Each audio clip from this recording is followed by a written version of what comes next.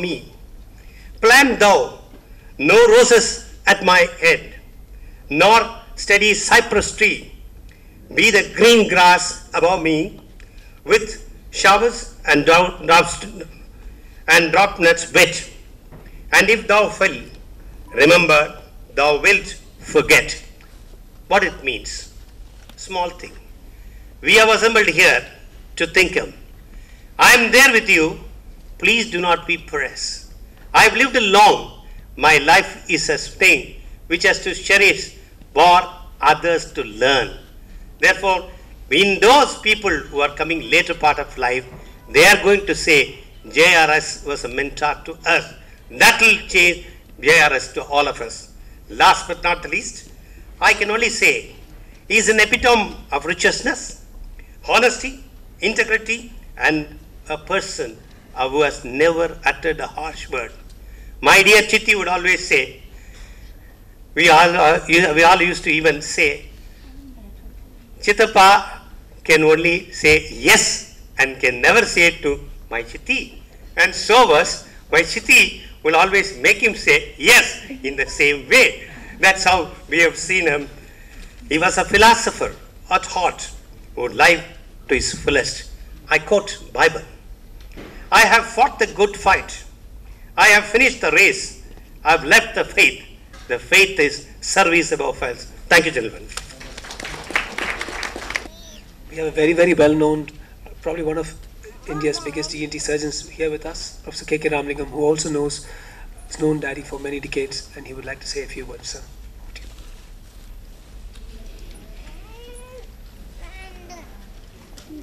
Thank you, Dr. Rajkumar.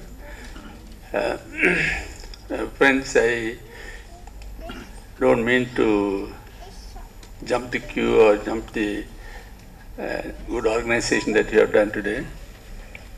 JRS was known to me, not like he was my personal physician.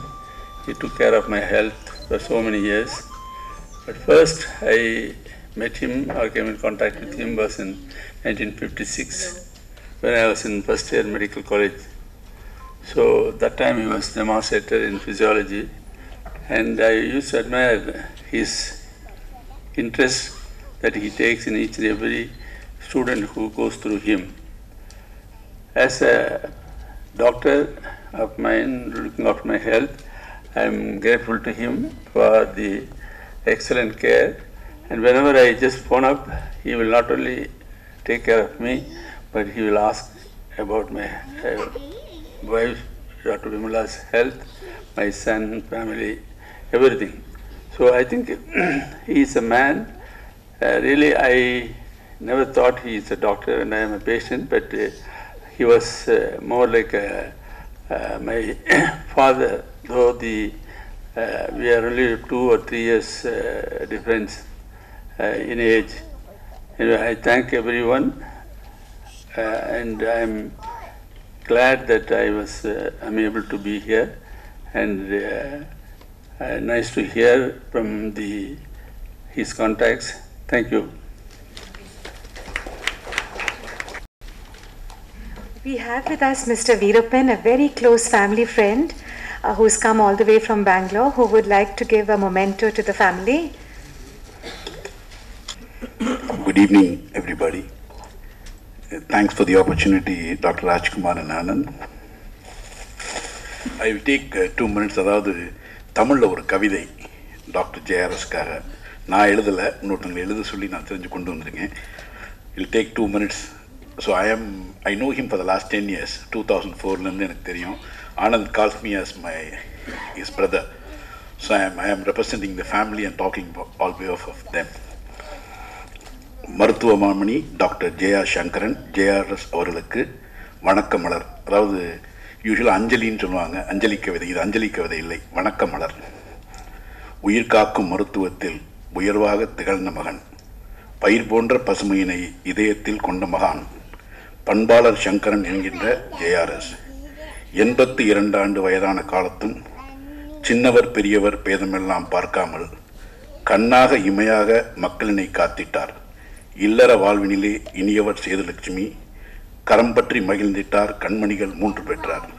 மூத்த மகன் ராஜ்குமார், இளையவரோ ஆனந்த்குமார். பூத்தமுக திருமகளார் ராஜஸ்ரீ பிறந்திட்டார். ஆண் மக்கள் 2 மருத்துவராய் ஒருவரையும் மின்னணு துறையினிலே ஒருவரையும் பயில வைத்தார்.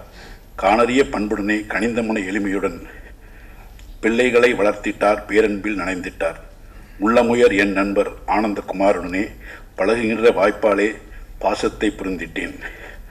உளமாற பழகிடுவார், உண்மையாக பேசிடுவார், வளமாக அன்பளிக்கும் தந்தையவர் ஜேஆர்எஸ். 55 ஆண்டு மருத்துவத் துறையினிலே ஜாம்பவான் என்றால் சற்றும் ஐயமில்லை. சென்னை மருத்துவக் கல்லூரியின் பேரரசன் பொன்னான தலைமை மருத்துவராக பதவியேற்றார். அன்னையவள் மேல்மருவத்தூர் ஆதிபராசக்தியாம். அம்மாவின் பக்தறிவர் ஆன்மீக சக்தியாவார். ஆண்டுக்கு 30,000 நோயாளிகள் நலம் பெற வேண்டுமென உழைத்திட்ட வெற்றி திருமகனார். 80 வயதிலும் எழுச்சியுடன் பணிபுரிந்தார். கண் பார்வையில் நோயை கண்டுபிடிக்கும் திறமையாளர். அன்பொன்றே அவர் வேதம், அருளாளர் ஜேஆர்எஸ். அறந்தான் அவர் பாதை, அற்புத திறமையாளர். உயிர்காக்கும் மருத்துவராய் உயர்வாக தொண்டு செய்த நம் உள்ளமெல்லாம் வாழ்கின்ற உத்தமரே ஜேஆர்எஸ். உலகத்தார் உள்ளவரை வாழ்ந்திடுவார் ஜேஆர்எஸ். நலம் பெற்ற நாமெல்லாம் அவ்வழியில் தொண்டு செய்வோம். சிறந்த மருத்துவ சேவையாளர். எல்லோருடனும் எளிமையாக பழகிடுவார். வாழ்வதற்கு வேண்டிய வழிகளை சொல்லிவிடுவார். வரலாறாய் ஆகிவிட்டார். என்றென்றும் ஜேஆர்எஸ். நினைவோடு செயலாற்றி நன்றியுடன் இருப்போம். நாளும் போற்றிடுவோம். வணக்கம்.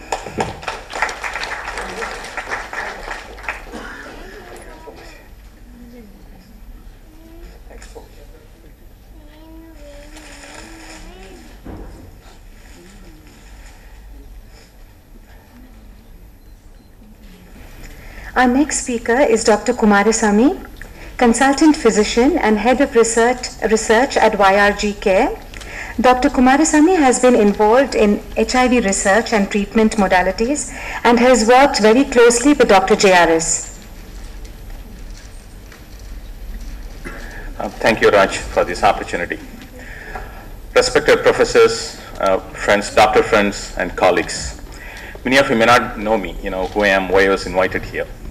I'm the Chief Medical Officer at YRG Care, which is a large non-profit HIV care center founded by Dr. Solomon. I run the medical unit from the beginning, almost for the last 18 to 19 years. I heard some of you are speaking, everything applies to me, what I wanted to speak. But here, I like to speak 1 or 2 important things about Professor JRS, which I think really, many of you would not have heard about this.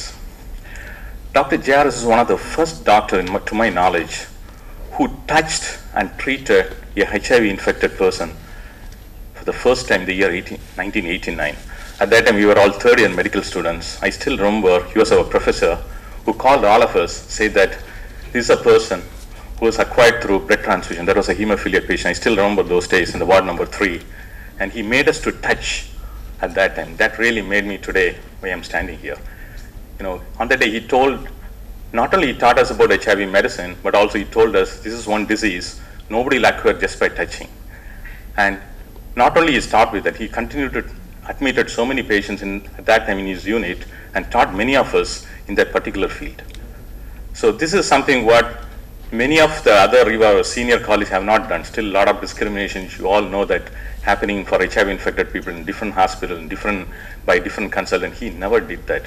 In fact, even 3 or 4 months back, during Raj's birthday party we met, he was been talking to me about some of the patients which we have been handling for years and years, which we exchange a lot of patients each other. I take care of many of these patients when they have been falling sick in our inpatients. I refer to him for a lot of other advice and consultants. And he had that type of urge. Not only, he had a lot of other interests on internal medicine, cardiology, and so many other things, but this is something which he never left even till at the end. And one other thing which I like to talk about him is, even on the day in the party, maybe 2 or 3 months back at the birthday party, he was asking me about the latest guidelines, about the US guidelines, some of those British HIV guidelines for managing HIV. Even that age of 80 plus years, he has got an urge to learn and more and more.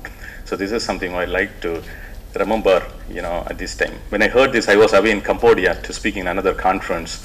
I couldn't reach, sorry Raj, I couldn't come on today. So this is something, thank you for this opportunity. I wish we all continue to do the services, not only on cardiology, internal medicine, teaching, a lot of other things like in HIV, what he had done to us, we'll continue to follow his footsteps. Thank you very much.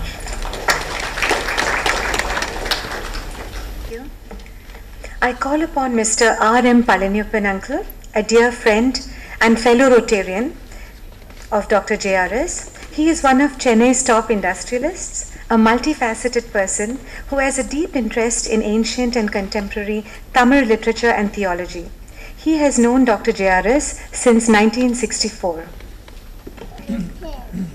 பிரிந்து சென்ற ஒரு நல்லுயிரின் புகழினை போற்ற வருகை தந்துள்ள நல்லோரே, பெரியோரே, நல் தாய்மாரே, உங்கள் அத்தனை பேருக்கும் என் வணக்கங்கள் கோடி. இன்று மாலை உங்கள் முன்னே இங்கே நேராக நின்று ஓரளவு பேசவும் முயல்கிறேன் என்றால் அதற்கு முழுமையான காரணம் அந்த டாக்டர் ஜனவி குலம் ராஜரத்னம் சங்கரன். இந்த உடம்புக்கு வந்த நோய்கள் அனைத்தினையும் நீக்கி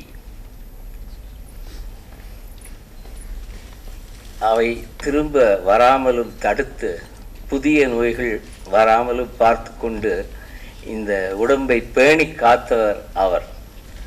அதுவும் ஒன்றல்ல, இரண்டல்ல, 10 அல்ல, 20 அல்ல, 50 ஆண்டுகள் இதை என்னை காத்தார். டாக்டர் இங்கே ராமலிங்கம் அவர்கள் சொன்னது போல எனக்கும் அவர்தான் காரணம். ஜாதகத்தில் ஏதோ 12 ராசிகள் இருப்பதாக ஜோதிடர்கள் சொல்வார்கள். ஆனால் எங்கள் தங்கம் சங்கரனுக்கு ஒரே ஒரு ராசி தான் தெரியும், அதுதான் கைராசி. வள்ளியம்மாள் தெருவில் உள்ள அவர் வசித்த மனை, ராமநாதன் தெருவில் உள்ள ரிஜிட் மருத்துவமனை, இவை இரண்டையும் விட்டால் மேல்மருவத்தூரில் உள்ள ஆதிபராசக்தி கோவில், அங்கேயும் மருத்துவமனை.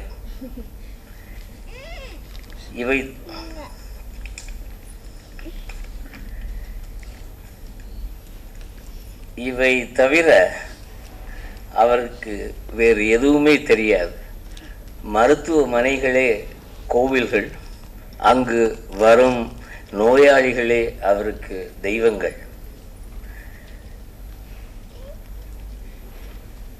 அவர்கள் நோய் நாடி, நோய் முதல் நாடி, அவை தணிக்கும் வகை நாடி, அந்த நோயாளியின் நிலைக்கு ஏற்ப வாய்ப்பு செய்கின்றதே அவர் செய்து வந்த வழிபாடு. அவர் கொடுக்கும் அலோபதி மருந்துகளோடு கனிவு ததும்பி வழியும் குரலில் அன்பு, ஆறுதல், இனிமை, நம்பிக்கை ஆகிய மனோதத்துவ மருந்துகளையும் குழைத்து சேர்த்து மருந்து உண்ணும் விவரத்தினையும் தவறாது அந்த நோயாளிக்கு சொல்லி நம்பிக்கையை கொடுத்து, ஆனால் பத்தியமான சாப்பாடுகளையோ விரிவான டெஸ்ட்டுகளையோ சொல்ல மாட்டார் அந்த நல்லவர். குடும்ப பொது மருத்துவர்கள், ஃபேமிலி ஜெனரல் ஃபிசிஷியன்ஸ் காணாமல் போய்விட்ட, மன்னிக்கவும், இந்த நாளில் நம்மிடையே ஒருவர் அடக்கத்தின் உறைவிடமாய், அன்பின் பிறப்பிடமாய், கருணை குடியிருந்த கோயிலாய் ஒருவர் நம்மிடையே வாழ்ந்திருந்தார் என்பதை அவருடைய 50 ஆண்டு கால நண்பன் என்ற முறையிலே நான் பெருமையாக உங்களிடம் சொல்கிறேன். சங்கரருக்கு தொழிலில் அத்தனை ஈடுபாடு உண்மை. ஆனால் அதில் இம்மியும் குறையாத ஈடுபாடு அவர் குடும்பத்தாரிடமும் அவருக்கு உண்டு. ஆனால் அவருக்கு அதை வெளிப்படுத்த போதிய அவகாசம் இல்லை, அவ்வளவுதான். இன்டர்மீடியட் படிக்கும் பொழுதே தந்தையை இழந்த அவரை மருத்துவம் படிக்க வைத்து ஆளாக்கியது அவருடைய பெருமாட்டி, அவருடைய தாயார் யோகாம்பாள் அம்மையார் அவர்கள். அந்த அம்மையாரின் பேச்சுக்கு சங்கரரிடம் மறுபேச்சே கிடையாது. அவர் தாத்தா ஆன பிறகு கூட அந்த அப்பழுக்கு இல்லாத பாசத்தை அந்த அம்மையாரிடம் அவர் செலுத்தினார். நாங்களெல்லாம் அவருக்கு பயம் என்று கூட சொல்லி கேலி செய்வது உண்டு.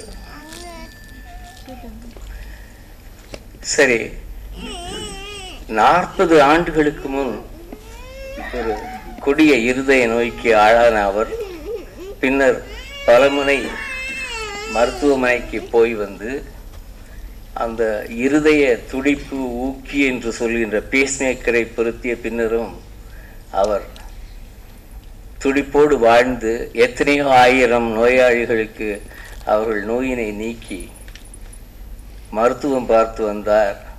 இது எப்படி சாத்தியமாகும்? அசுரர்களும் தேவர்களும் பார்க்கடலை கடைந்த பொழுது அங்கு எழுந்த சாவா மருந்தான அமிர்தத்தை உண்ட அந்த இந்திரரும் ஏனைய வானவர்களும் இறந்து போவார்கள் பிரளய காலத்தில். ஆனால் அந்த பார்க்கடலில் எழுந்த ஆழகால விஷத்தை ஆளாள சுந்தரர் அள்ளி கொண்டு வந்து கொடுத்த போது அதை உண்ட சிவனார் காலத்தின் வரம்பினை கடந்து என்றும் வாழ்கிறார். இது புராணம். இதற்கு காரணம் ந சம்போஸ் தன்மூலம் தவஜனனி தாடங்க மகிமா என்று ஆதிசங்கரர் சொல்கிறார். அன்னையே, அதற்கு காரணம் உன் தாடங்கத்தின் மகிமையே என்பது பொருள். அதையேதான் நானும் இங்கே சொல்ல விரும்புகிறேன். அத்தனை கொடிய நோய்க்கு பின்னரும் நம் சங்கரனால் 40 ஆண்டுகள் வாழ்ந்து நற்தொண்டாற்ற முடிந்தது என்றால் அதற்கு காரணம் திருமதி என் அன்பு தங்கை சேதுலட்சுமி சங்கரனின் தாலி பாக்கியம்.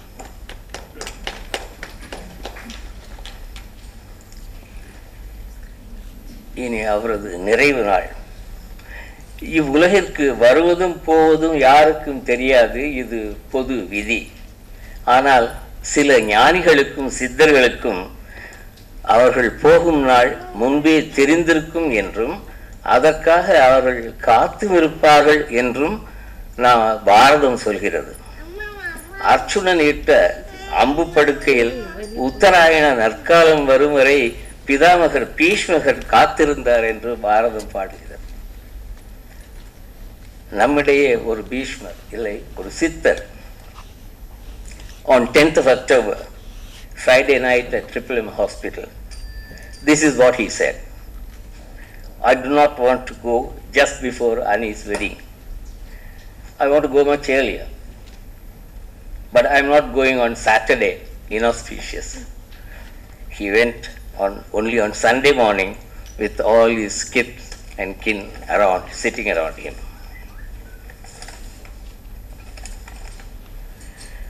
முட்டையை விட்டு குஞ்சு பிரிந்து செல்வது போல குடம்பை தனித்தொழிய அந்த நல்லுயிர் பிரிந்து சென்றது. பிரிந்து சென்ற அந்த நல்லுயிர் எங்கே இருக்கிறது இப்பொழுது? ஆதிசங்கரை போல இந்த சங்கரரும் ஒரு தீவிர அம்பாள் பக்தர். அபிராமிப்பட்டர் சொல்கிறார், இத்தகைய அம்பாள் உபாசகர்களுக்கு சிவலோகம் சித்திக்கும் என்று. சொல்லும் பொருளும் என நடமாடும் துணைவருடன் புல்லும் பரிமள பூங்கொடியே நின் புது மலர்த்தாள் அல்லும் பகலும் தொழும் அவர்க்கே அழிய அரசும் சிவலோகமும் சித்திக்கும் என்று. என் கடன் பணி செய்து கிடப்பதே என வாழ்ந்த அடியார்களை தாங்கி ஏற்றுக்கொள்வார் சிவன் என்று பாடுகிறார் அப்பர் பெருமான் திருக்கடம்பூர் தேவாரத்தில். நம் கடம்பனை பெற்றவள் பங்கினன் தென்கடம்பை திருக்கர கோயிலான் தன்கடன் அடியேனையும் தாங்குதல் என் கடன் பணி செய்து கிடப்பதே. அவ்வாறு என் கடன் பணி செய்து கிடப்பதே என்று வாழ்ந்த நம் சங்கரரை அந்த கைலாய சங்கரரும் தன் கடனாக தாங்கி சிவலோக பதவி கொடுத்து வானுரையும் தெய்வத்துள் ஒருவராக வைத்துள்ளார். அவர் புகழ் பொன்றாது என்றும் வாழ்க. அவர் குடும்பத்தாரெல்லாம் மேலும் பல்வேறு